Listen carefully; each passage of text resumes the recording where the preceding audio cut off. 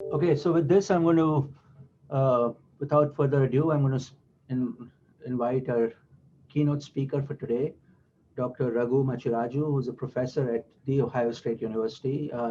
I've known Raghu for at least 5 years or more, but I have known him as someone who understands pathology very well. I've known him as someone who understands computer science very well, and someone who can facilitate those interactions. So I've actually attended classes with him and participated as a guest lecturer in one of his classes, and I'm intrigued by how Raghu knows so much about pathology. And you will see in his talk today that, as he's going to talk to you about what are some of the challenges for machine learning in the pathology clinic. And he's going to give you very specific use cases. These are projects that Raghu's students are working on or have worked over the years uh, in the Department of Biomedical Informatics, in the Department of Computer Science and Engineering. He also is a faculty lead in translational data analysis, which is a pan-university effort which fosters data science in multiple disciplines. So Raghu makes things simple. For pathologists, he communicates his knowledge of pathology to his colleagues in the computer science world, and he has expertise in big data analysis and expertise in multiomics and images. And I'm looking forward to his keynote talk. So Raghu, welcome. Thank you very much, Anil. Thank you very much for those kind words. To begin with, I'm no longer the interim lead. It's Tanya Berger-Wolf, but I still have very deep connections with translational data analytics. So I'm the principal data scientist at TDAI, or Translational Data Analytics Institute. So having said that, let me delve into the top. So I see myself as a bridge Raghu, between. can you share your slides? Yeah, I actually haven't done it yet. I'm about to do that. Thank Yeah, you. yeah, yeah, yeah. So just, yeah, is it visible now? Yeah, in the go to the presentation mode. Of course, of course. Yes. Okay, so Yeah. so I'm going to speak as a translator. Okay, so I'm not going to get deep into the algorithms. I'm not going to get deep into the biology. So my own journey in biology, right? Journey within codes. Okay, started sometime in 2002 or 2003 when Joel Salz actually came to Ohio State. So I started working closely with him, and also yet another person, Kun Wang, who's now at Indiana University. So with both of them, I began this journey. I used to work a lot on fluid dynamics before applying computer science to fluid dynamics. So when I came here, there was not that much critical mass in fluid dynamics, especially vis-a-vis computer science. So I kind of switched over. So essentially started working a lot on image analysis, right? So pathology, histology was one of them. But I worked on MRI, functional MRI, confocal images, quite a few modalities. So with Anil, my original, explorations in H&E, but histopathology images, essentially, again became front and center of my lab. So I'm going to talk, about our projects, all of them with Anil. Okay, right? So most of these projects are with Anil, and it's really about how do you take a really difficult problem in pathology, how do you deploy, how do you conceptualize it, right? And how do you attempt to solve it? Okay, so that's what I'm hoping to convey today. Also, I'm going to use something we learned yesterday. So I'm going to call it the basic survey. Okay, so yesterday Mike asked this question, right? How much attention does one want to pay towards algorithms or or data or pathologists? So I'm going to actually address, I'll try to answer that survey, right, for each of the use cases that I'm going to explain today. So thank you, Mike, for that question. I think that was a great question. I do think that we all need to think along those lines to foster more collaborations. So a lot of this work is done by Asma Al-Joani. She's a PhD candidate. We do have a DVM. Yesterday there was discussion about the utility and quality of doctors of veterinary medicine. James Cronin is one. You know, for us, it's a gift from the vet school. Is also a pathology resident. He's very well versed in omics. I mean, everything, right? So we also work very closely with Jenny Chan, who's again an amazing mix of biology. She has a PhD in biology, but also she has degrees in computer science. So Carly and myself, and of course, many other collaborators that I'm going to mention as we go along. So Anils Lab is essentially where all the problems come from, not bad problems, all the good problems, right? Problems that we solve, they all come from Anils Lab. And like he said, we even taught a class together. It was amazing for our students to know, how the processes and pathology, how they work and how they came about, right? So it was quite illuminating for our students and myself too, right? So this is a typical workflow. This is something that we took from one of Mike's papers.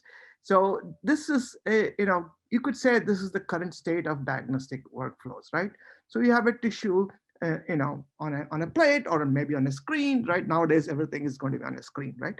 So it's like, you maybe there's a linear path, right? You look for, pathologists don't use tiles, but, let's say, they're looking at the images, they do a linear path, and then, come up with some, judgments, right? Yeah. So this is the, you could maybe kind of have this kind of a graph in the middle, right? So you have this essentially some kind of a path, right? And you might miss some, you may catch everything, and there might be difficulties along the way. So you're always searching, right? It's really a search task. To classify this kind of work, it's the work that a typical pathologist would do. It's really a domain specific search task. So you're searching, right? You're searching for features, you're searching for indicators, you're searching for markers, okay? But there's a lot of domain specific knowledge that drives these people, right? So I mean, and sometimes some of the well understood cancers, well understood diseases, you know, it's relatively easy, but still it's not always that simple, okay? And there are many reasons as to why it's not that simple, okay? So an HND, is a easy, it's easier to collect than other imaging modalities, but it has it does have its difficulties. But people have been working with HND for years and years and years, okay? The reason I show this slide is to really to make a shout out to Jeffrey. Actually, Lee Cooper, myself, and Kun and Joel, we all worked on this on placentas, okay?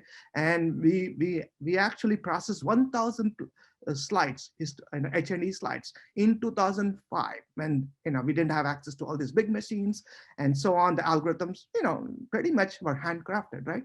So we did a lot of essentially phenotyping, right? So essentially knockout experiments, and Lee, I'm sure you still remember this work, Lee, but it was it was my big foray into pathology, maybe not histopathology, but pathology in general. So it was not easy, but but we got it done. It was the basis of some PhD dissertations. And the big idea is that pathology sounds pretty inane, right? All you have is a bunch of purple dots in a sea of red, okay? For those who are not pathologists, okay? For those who are especially computer scientists, to make something out of, make structure or shape out of that, I mean, pathologists can do that, right? But most algorithms struggle. It's not that simple. But you could do it even with the techniques of those days, level sets. Ross would probably still remembers level sets, right? So using level set technology, we were able to actually, figure out the material interfaces, right, which get disturbed when you knock out certain genes. In this case, a particular gene called retinoblastoma, right? And we were able to show with quite a bit of, I guess, quite a bit of being very definite, right?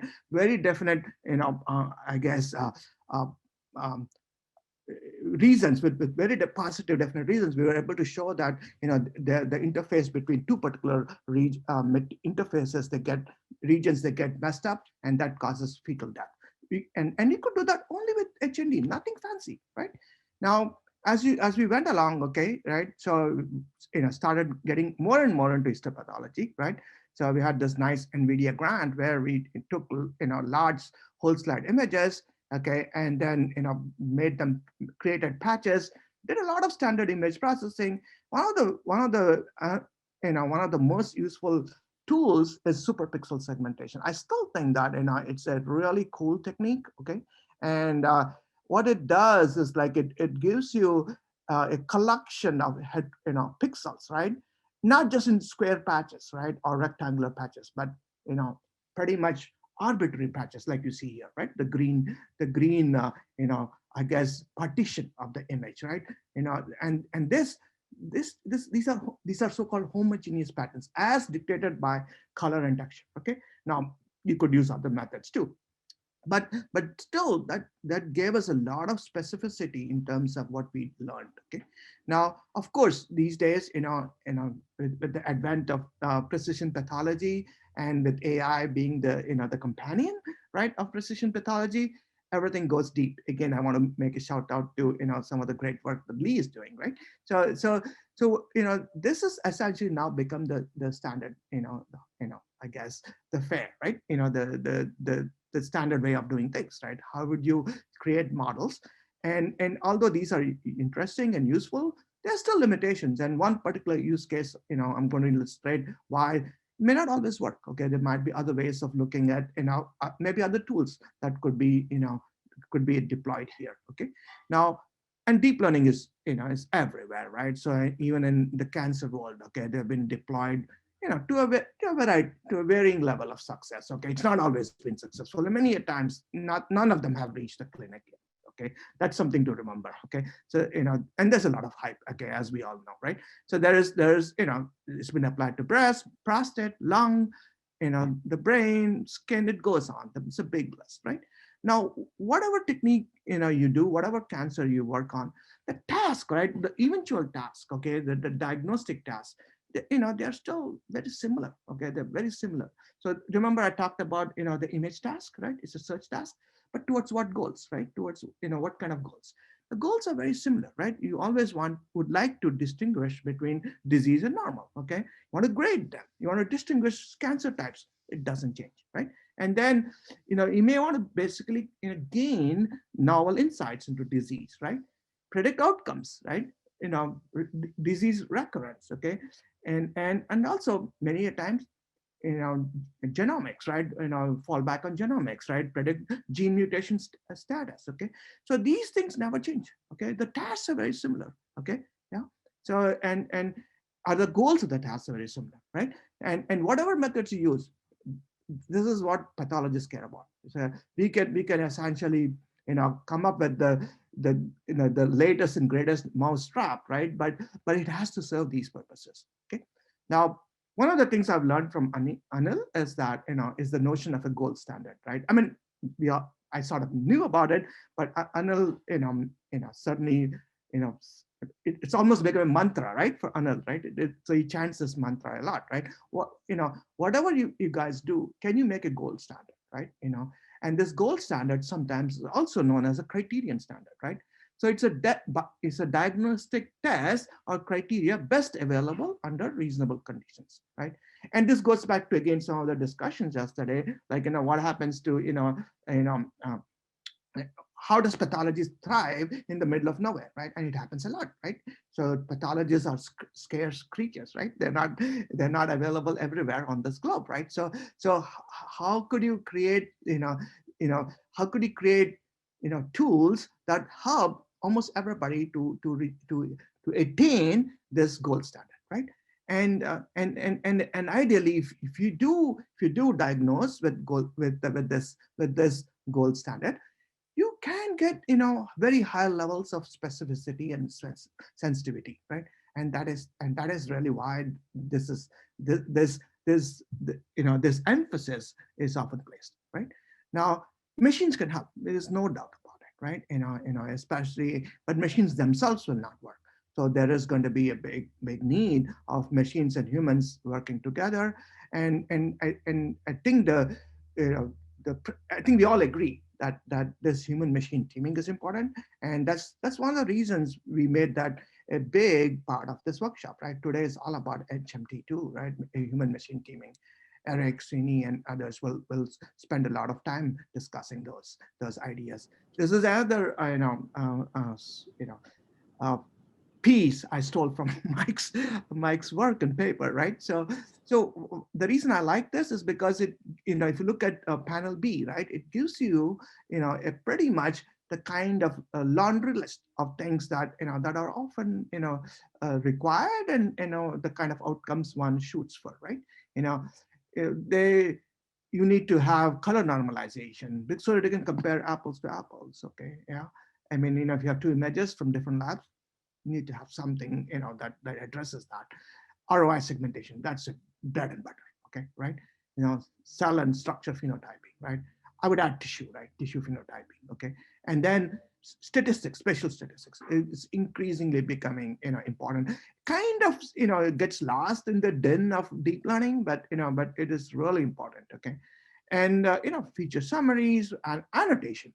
I think especially with the emphasis on deep learning, right? Annotation, I think, needs more attention, right? And of course, classification techniques, high risk, and there's a big list here, right? So, oops, I went a little too far, sorry. Okay, these are most, what you see there is mostly breast cancer, breast lesion classification, but you could almost replace it with, it pretty much a similar list for any types of cancer, right? And again, since Mike is on the, is pretty much on the call, I'm sure, there's more things he can tell, right? So, there are many applications, you can see them here, but let me move on, okay? So what the Pittsburgh group said is like, yes, this is a standard workflow on the top. That's what the human does.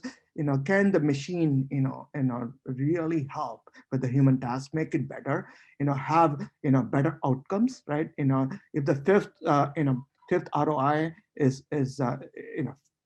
fifth ROI is really important. Can it be found first? Okay. Can you deal with the ambiguous ROI, in a more clear way? Can you actually have the machine do things behind the scenes? Can you actually, do a lot of mining? So these are all the things that can be done, right? Yeah. So we are not there yet, right? But again, folks are thinking about it, and this workshop can foster some of those kind of activities, right? So here I'm going to show that yes, these workflows, yes, they typically happen, but there are some more complex workflows, and which probably require a little bit more thought. So I'm going to go quick, I'm going to spend a little time on the first two, and maybe walk over very quickly on the last two, okay? Mostly in the interest of time. So before I do that, especially for all my colleagues who are not pathologists, I wanted to share some of the challenges that we normally face in computational pathology, the size. And this the size of pathology images, right? There is no way comparing to, there's nowhere to compare, right, with CT and MR.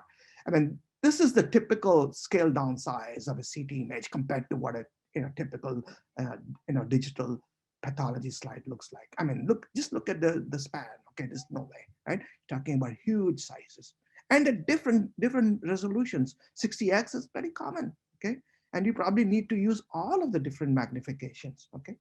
And variability. This is really huge, okay? There's variability in MRNC, no doubt, right? But here the variability is mind-boggling. Look, the 1x already shows you a lot of, a lot of variability from one region to the other. But within a certain level of magnification within a region, there's again a lot of variability. This could be maybe a blood vessel, right? And and these are all these epithelium cells. Okay, maybe. Okay, and again, I'm making this up, right? So there could be maybe adipose tissue, or just white space. So there's so much variation, right? And so many different kinds of tissue, right? And we see that in sarcomas especially, right? And the state, right? In the state and tissue type, there's in the same slide you'll see like stroma, tumor, muscle, necrotic tissue, hypoxic tissue, so on and so forth, right? And there's usually not a lot of effort to capture all of that, right? And essentially there is histologic heterogeneity.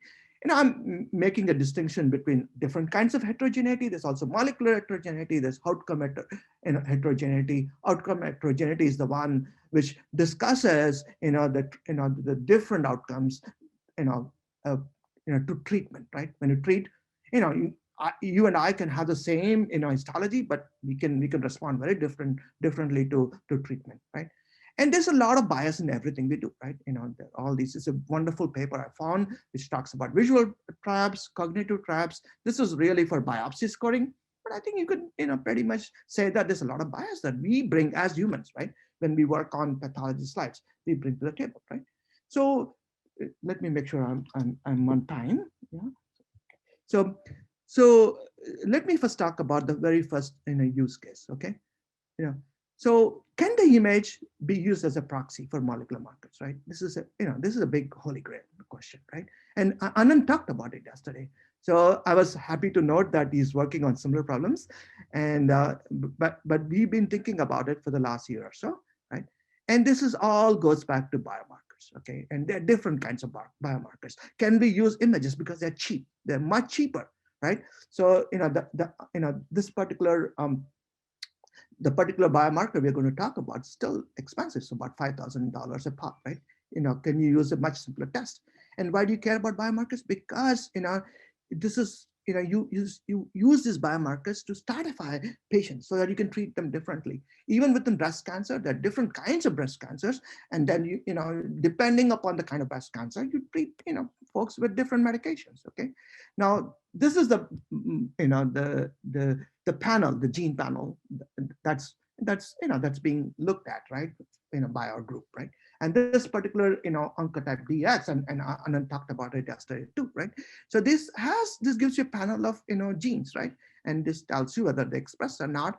And what our colleague Zaibo Lee, right? He and his collaborators have talked about, certain equations and certain, called McGee equations. And this is essentially a regression, right, of all the expressions, gene expressions that were noticed, that were observed, and then they created a score. So what we want to do is say, can we use that score? So it's not just throwing images at a network and say, oh, okay, let's find out which features, are most prominent. We should do that.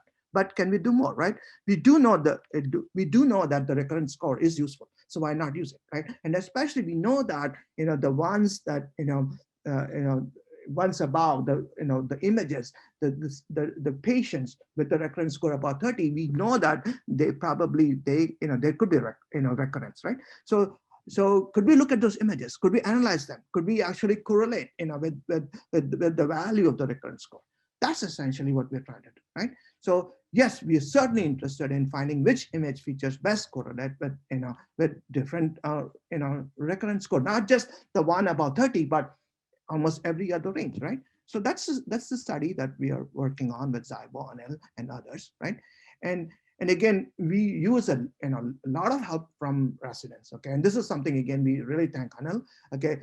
I mean, the residents and fellows, they're amazingly valuable. Vidya Arole was the one who is the one who's really helping us.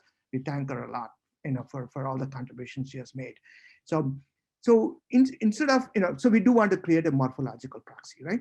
But instead of, again, creating a proxy willy-nilly, how about create a one that has in mind a certain grading criteria, right? So the Nottingham score is used quite a bit as a grading criteria, for breast cancer. Okay, and there's very specific, parameters, right?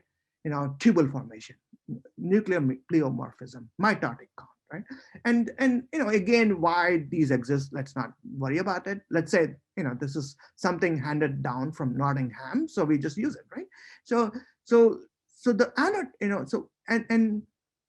and why are these grading criteria important? Because they help you divide patients into different cohorts, right? We know, and we also know something about the survival of these patients. We know, if you look at grade 1, grade 2, grade 3, grade 3 survival is low. We know that, right? So why not actually use these grades for our own, techniques, right? And why not actually go straight, go to the beginning, right? Let's begin at the beginning, right? Annotation. Why not actually, pay a lot of attention to the grading and collect, information, right? So, and at different resolutions, at 2x, 4x, 20x, and so on and so forth, and have it almost have a design of experiment approach, right? how would I improve the, the machine grading by doing the right annotations? Okay. So this is what, we've been doing with Vidya and Zybo, to spend a lot of time, right, doing that. Okay. And attention-based techniques, right? That was discussed quite a bit. So yes, these are black boxes, but we know quite a bit, right? We know that, in mitosis is almost a necessary and sufficient, well, it's necessary condition. I won't say anymore, necessary condition, right? So why not, identify all those regions which are mitosis and important sample, right? So, and this will really help, right? So what we did, we just went, pretty much crazy and got all the, mitotic, data sets. Yes, it may not be specific to breast cancer, but mitosis as a pattern, right? Can we learn the general pattern of mitosis? Can we use that, right? That was at least our thinking, right? And this was part of a PhD dissertation by one of our students, Arunima Srivastav. So she looked at, exploiting these kind of, this kind of information, right? Now, and then of course, what you could do is like create all kinds of, a chain of methods, right? Where you essentially first figure out, train your classifier to detect all the mitotic regions. So essentially important sampling, then you feed those into a different model, and that different model does a better job, hopefully does a better job. So this is what we did, right? So we created deep learning pipelines that important sample input, right, and that interprets output. This is also very important, the explanation, right, the explainability. So we pre-select the regions that are relevant to disease. What I show is only mitosis, but you can look at other, other factors, right? And then process the regions for recognition of state. We call it state because mitotic is a state, right? And then predict the regions and label them tumor or normal or subtypes or whatever you decide is the goal, right? And then in this case, you want to make sure we're in the right RS range, and want to pick features that predict the correct RS range. And this is what we're working on right now. And we want to repeat this over and over and over again, right? And just by adding mitosis, we are already doing better. We're doing much better. Okay. So, you can see the accuracy, precision, recall, and F score. Okay, we're doing better. And this is just a very preliminary result. And I'm sure we keep fine tuning it and even get much more tumor specific, patient specific information. We'll probably do better, right? So, and also, how do you interpret? This is a very big task. Okay. So this is like, the whole slide image without the, the important sampling. With the important sampling, you can see with the important sampling, we're able to, to explain more and more, I would say second order, features, not just the standard deviation, of shape, the means and so on, but go beyond that. We are able to catch, orientation features, right? Yeah. And so on and so forth.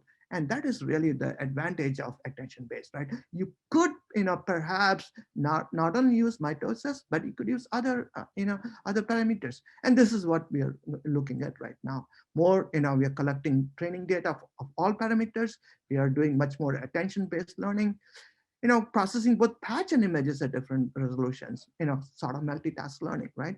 And, we haven't done a whole lot of, leveraging unsupervised or semi-supervised learning, but but we should, because I think there's a lot more we can gain, as especially on the front of increasing the amount of data. We haven't really done that a whole lot. We should. And then the whole thing should be about the recurrence score, so that we can connect back with the molecular measurements, and perhaps also go after the holy grail, right? That's the key. How do you make and the image, right, a proxy? And it's a long way, but we're trying to make some progress. So if you go back to Mike's question, right, I think the algorithm, I think that we need pretty good algorithms here, right? Pathologists, it's a well understood disease. I mean, there's a lot, in manuscripts and pretty much in the ether. So we do need pathologists. Maybe I'm just thinking that at least according to my grading, right, it's a little lower. Data, yes, not very high, large amounts of data, but because quite a bit is available, but still the data needs are pretty high. So let me now let me make sure I'm on track, time track. Okay. So this is another example, right? So tall cell variants. And this is essentially coming from the thyroid, okay, papillary thyroid. It's really an instance of papillary thyroid cancer. It's very lethal, right? And this work is something that we are conducting with Juan Pereira. He's at University of South Florida, and Paul Wakely also for has data as part of this. So the big issue here is that nobody knows what tall is. Seriously, right? So for me, it's like, why don't you just find all the cells and then measure the aspect ratio, right? That would be the easiest way to go. It's easier said than done. Okay, yeah. So, and the reason why people, pathologists care about, tall cell variants of papillary thyroid cancer is because that's the worst prognosis. Okay, and and and if you can see this chart here, right? So the tall cell variant was first described in 1776. But every so many years, okay, the definition changes, right? And there is certainly a definition which basically says that let me move this. Okay, so there is a definition, right? So the height to width ratio should be 2:1, okay, and so on, right? So, and then it changed from 2:1 to 3:1, and also how many of these cells should be available on a slide, okay, but the jury is still out, okay. We still don't have a definition, okay. But again, it's an important type of cancer, right, to diagnose. So what we felt was like, maybe the annotation has to change, right? So maybe make it fuzzy, right? Make labels fuzzy, right? There are tall cells, maybe, tall cells, right? And definitely not tall cells, right? So that's essentially, the way we annotated each cell, right? There are other things we can do, and I'll get to them in a second, right? And from the patterns you can see, right? These two are don't have any tall cells. But look at this. These have very specific patterns. They're also on tracks. There's a very specific shape and also organization, right? It should be an easy problem, right? But it's not, okay? And so we did create a model, right? Our series of models, right? And we can distinguish first between different resolutions, right? Tumor, not tumor, tall, not tall, okay? But what we found best, is really look at the features that come out of this, right? And using those features, we certainly are doing much better, right? And we can even count, right? So those are the kind of, again, in the interest of time, I'm not getting into a lot of details, but there has, maybe even using, maybe unsupervised techniques could be of value here, right? So, but more importantly, we should focus on features, right? Have more attention on features like tall, maybe define that better, right? And also look at tissue patterns, like Tram. These are called Tram tracks. They tell you a lot, and it doesn't matter, right? If this one is at high magnification, this is at a lower magnification. You can still see the tracks. They are not linear anymore, but they still exist. So maybe you need to learn those tracks. Okay, maybe even the annotation has to include those. Don't know, right? And maybe unsupervised techniques can play here, right? Data is still a problem, right? And even on a single slide, you may not find too many tall cells. So it's all data is always an issue, right? So according to answer Mike's survey question, so algorithms maybe medium, right? It's a collection. You just put together many algorithms, use them cleverly, but pathology, yes, we need a lot. We need the help of pathologists. No way, right? We talk to Anil all the time, right? Talk to Juan all the time. Brad Zer, I think he's in the call, right? He's one of the residents. We get his help every few seconds, right? Data is a big data need. Okay. Now, I won't spend too much time on the other two use cases, right? The sarcomas, these are really hard. Okay, carcinomas, essentially is what you heard me talk about. The tall cell variant, and then the breast cancer. These are called sarcomas because their origin is different, right? These are called mesenchymal, right? So they have a very different origin. Okay, so and there are too many subtypes. So right now, it is believed that there are 68 subtypes. So to treat them, essentially most oncologists use the kitchen sink approach, right? They just throw, like David Liebner, he's our main medical oncologist, right? He's also at OSU, and Xiaoyan Chui, she works with us. She is the pathologist, expert pathologist also in sarcomas. And it's a much more difficult problem, right? So here we probably need not just imaging, right? We also need genomics to play a role. And this is where I think asthma more imaging and James imaging and genomics play a role here. So yes, you can have workflows, but there are very few definitions, no standard workflows. Essentially, they don't exist really, right? They sort of exist, but not really something for us, but computational pathologists to just dive into and work on it. So, like I said, there is a need to subclassify, and there are still many papers on why one should even subclassify and so on, right? Still, we took the tack of essentially using grading criteria, right? Let's go back to the grading. See, the French have a grading criteria. Let's look at them. Let's see, how they, what are the main, parameters they care about, right? So mitosis is still a big, is still a factor of interest naturally, right? You need to have mitosis, right, for most cancers, and then necrosis, right? And tumor differentiation. So they score on this. So can we build again, models, right? That you can essentially build attention guided models, right? That glean out, right? Necrosis, mitosis, and so on, and then essentially use the results of all this gleaning into a bigger model. So that's what we're building on. And again, collecting data, willy-nilly. We are going to focus on, soft tissue sarcomas for now, right? And of course, we're playing a lot with unsupervised techniques. I think just because data is really, really sparse here. But also going to the dogs, okay? Because we have a veterinary, physician, right? I mean, his idea was, there is a bank, right? Tissue bank of dog tissue, especially dog sarcoma, tissue bank. So why not use that, right? So there could be some meta, ideas that we can gain from there. So that was about I'm going to talk about the mic question in a second, but the last one, this is no longer just HND, right? So we are using a multiplexed, multiplexing imaging platform from GE. So this is a collaboration between Stanford, GE, and Ohio State, and we have essentially single cell, expression, right?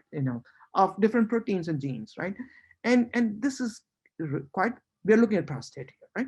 Infiltration is a big point, a big topic of interest here, right? And also, essentially finding those regions of infiltration is going to be a big topic here, right? And we do have some workflows laid out, and the tissue microenvironment is going to be a very big focus there, right? And in the past we've done quite a bit of work on tissue microenvironment, but mostly using confocal images. So it'll be quite an interesting challenge to do the same to do the same with HND images. So I'm going to close now so that I finish on time. So if I look at the answers again, right, to the survey of mics, right? So so essentially algorithms are needed when pretty much workflows are still MIA, missing in action. But even if they are present, they may need fine tuning. Okay, not everything is just plug and play, right? Domain knowledge is always needed. Pathologists are always needed. Okay, I don't think we can ever lose that connection, right? That umbilical cord is still going to be there, right? And especially when the etiology, right, the origins of the disease is very ill understood, right? And data is always needed. So to answer Mike's question, I just wrote down what I felt. Okay, could be the criteria for the prostate, at least for our project, we do think that in algorithms is still very high, right? Especially the spatial statistics, is still not well understood. We're also looking at, the precursor to, to prostate cancer, right? So why certain glands are more amenable to become, a tumor, right? So the pins, right? So the neoplasias. So, and that gets to be a little bit tricky. Okay, you still need algorithms, right? And then pathologists, we do have a very strong pathologist on board there, but still, it's not, I think I would still say that, their involvement is medium. There's a big need for genetics there. Data still very high, right? And sarcoma, pretty much high on all three categories. I already talked about the, other two, cancers. So I gave my gradings, right? So I think we can attain the gold standard, and maybe fulfill Anil's dream, but we're still far away. I think, workshops like this would be valuable. And this is another, and I stole a lot from Mike today, so I'm sure he has a lot of criticism, so of what I presented today. But I do think that, that what he's talking about is right. It hits the nail on the wall. Okay.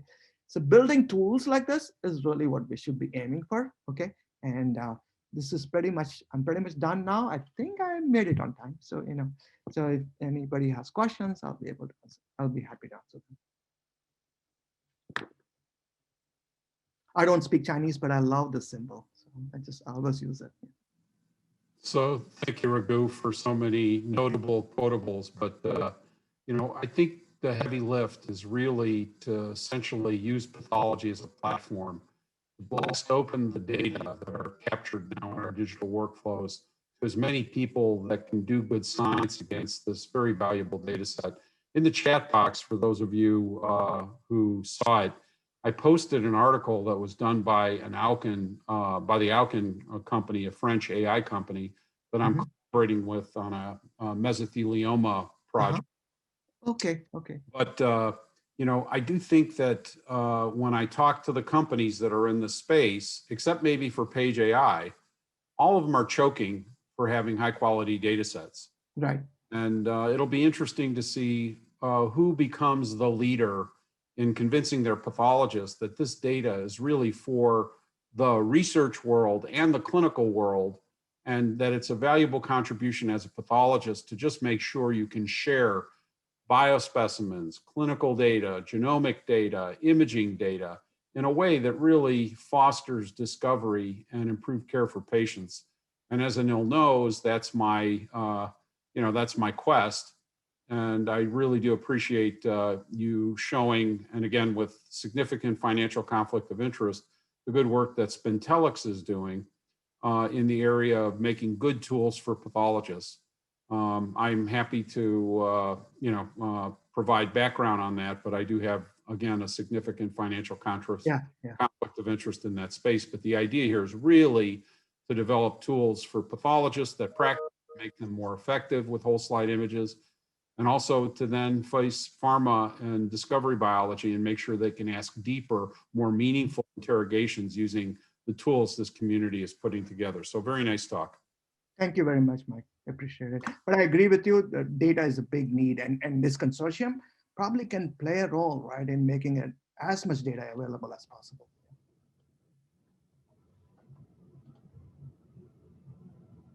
Any other questions from the audience? I mean, and please feel free to, to ask on the chat also. Raghu, I just had a comment. I think thank you for this overview and your insights. So if I was talking to residents who are going to be pathologists now, practicing pathologists in the future, and I was to give them one thing that computational pathology will do for them without taking away their job, what would that be? We need you. your job is secure. I mean, and most algorithms are very brittle. I would like to take away that notion of an existential threat. I don't think this will work. without pathologists on board. Okay, and there's so much we do not know about diseases. There's no way any model is going to is going to be sufficient. That's what I would tell them. Yeah, the reason why I say that because I've been in numerous conversations with multiple companies who are building AI tools, and in all their projections, they always have this notion that pathologists, some of the tasks that pathologists can do today can easily be replaced today. Some of the tasks that pathologists can do today can uh, partly be replaced tomorrow. So, I think this notion of explainable AI and building tools, as we bring all the pathologists and computer science folks together, I think we have to keep reiterating that process of this is not an intent to replace pathologist. Right, right, right. And I just like, even this morning I was talking to a company who is building an AI tool for dermatology.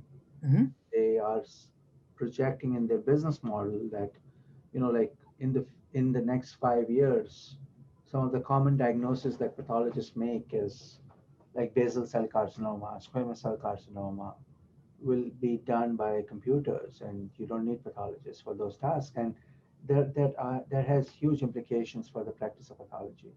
Right, right. So we have to, like, I think you didn't go into that, but as a pathologist, I always hear that feedback from residents or medical students who are thinking about a career in pathology, but then they're also looking at all the things that are coming down in the pipeline. And maybe it's not unique to pathology. It's true for other specialties as well. Right. So in the 1980s, right, when AI, burst onto the scene and expert systems were really talked about, people talked about how, medicine would be now done by AI, right? So this is part of the hype cycle, right? So, so Feigenbaum, when he first came up with this, first expert system, people were, starting to nail the coffins, right? No, you guys still are thriving, right? There's no way, right? I mean, the models can only do so much, right? They're built by humans, right? Unless a machine is going to build those models. So there's no way, right? I mean, the disease is so complex, right? There's no way the pathologist will ever be taken out of the equation. At least that's my viewpoint. And I do think that as computational scientists, we need to work closely with you folks because we don't know much, really, frankly. Okay. So probably we know some modeling. That's all we know. Really. So yeah, so I want to thank you, Raghu, for an excellent talk, and